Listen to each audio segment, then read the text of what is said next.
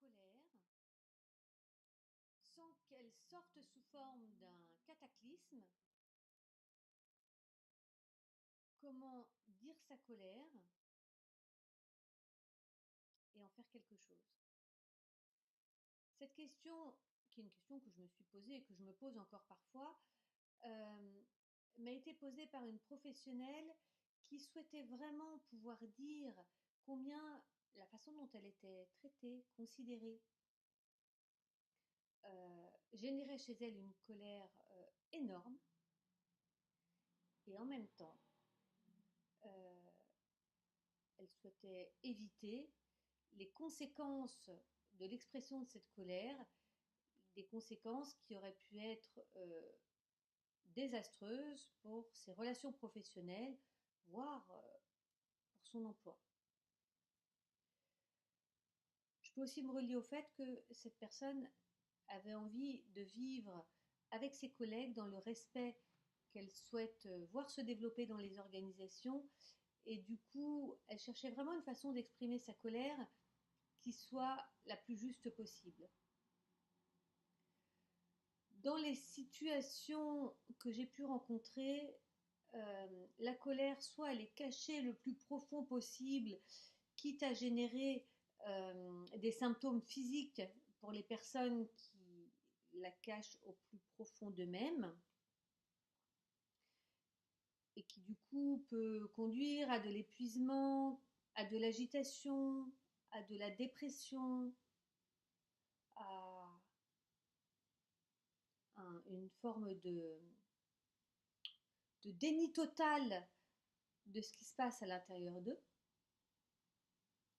ou alors euh, des modes d'expression de la colère en particulier qui euh, vont générer des, des impacts, et du coup qui vont faire que la personne quitte son travail, la personne est particulièrement mal notée, etc., etc.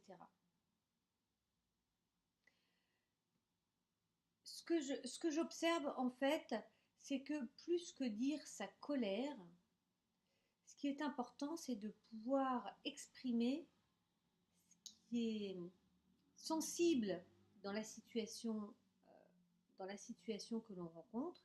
Et là, en particulier, si je reprends le cas de cette professionnelle, c'était combien il y avait quelque chose qui lui semblait injuste, combien elle aspirait à de la reconnaissance pour ce qu'elle fait, pour son engagement, combien euh,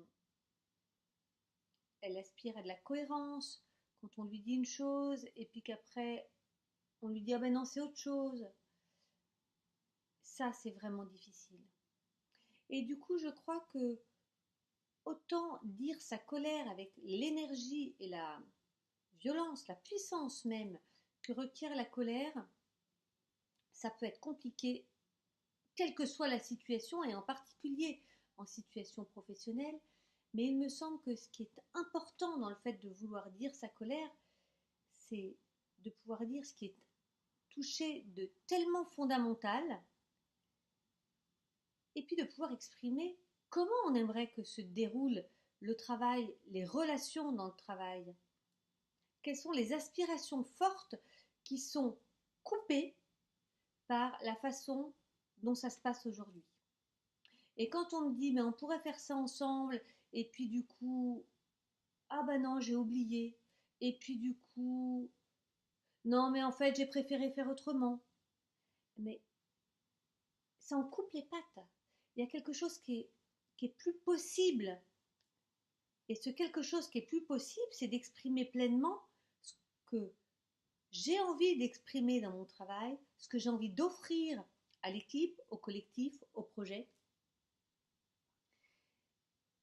Et du coup, je crois qu'il est beaucoup plus facile d'entendre pour mon interlocuteur combien j'aspire à participer, à contribuer, à avoir de l'influence, et combien ce que la personne a fait,